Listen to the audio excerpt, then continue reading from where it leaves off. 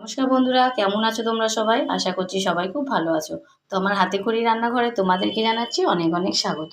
তো আজকের আমার রেসিপিতে থাকবে চিংড়ি মাছ দিয়ে শাপলা। তো চিংড়ি মাছের দিয়ে শাপলা বানালাম কিভাবে, চলো একবার দেখে নেওয়া যাক।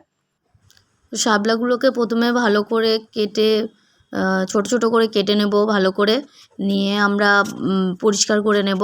তো পরিষ্কার করে নেওয়ার পরে আমরা এবারে এটাকে রান্নার দিকে চলে যাব। কিছুটা সর্ষের তেল দিয়ে দেবো, কালো জিরে, দিয়ে দেবো শুকনো লঙ্কা, তেজপাতা, কাঁচা লঙ্কা, দিয়ে দেবো কিছুটা নারকেল কোড়া।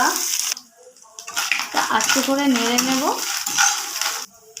হলুদ দিয়ে দেব, নুন দিয়ে দেব, জিরে গুঁড়ো, আবার একটু নেড়ে চেড়ে আমরা এটার মধ্যে শাপলাগুলো দিয়ে দেব।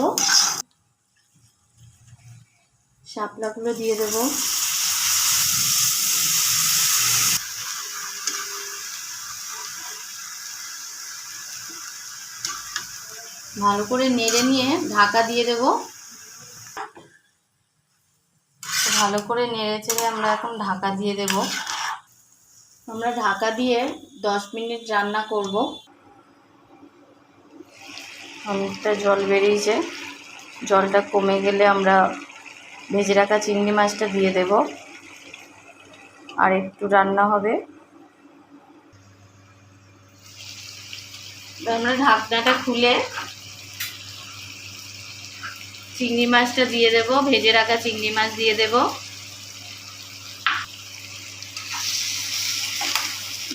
ভালো করে নেড়ে নেব চিংড়ি মাছ দিয়ে দেব স্বাদ মতন মিষ্টি।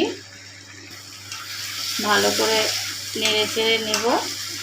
এটাই টেনে গেছে, তো আমাদের অনেকটা হয়ে এসছে। ভালো করে নেড়ে চেড়ে এবার আমরা নামিয়ে নেব। তোমার শাপলা রান্না হয়ে গেছে, এবার আমি বাটিতে ঢেলে নেব। শাপলাটাকে ঢেলে নিচ্ছি।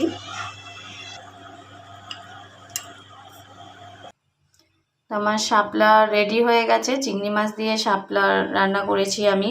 আজকের রেসিপিটা তোমাদের কেমন লাগলো তোমরা অবশ্যই আমাকে জানিও। আর সবাই খুব ভালো থেকো। টাটা।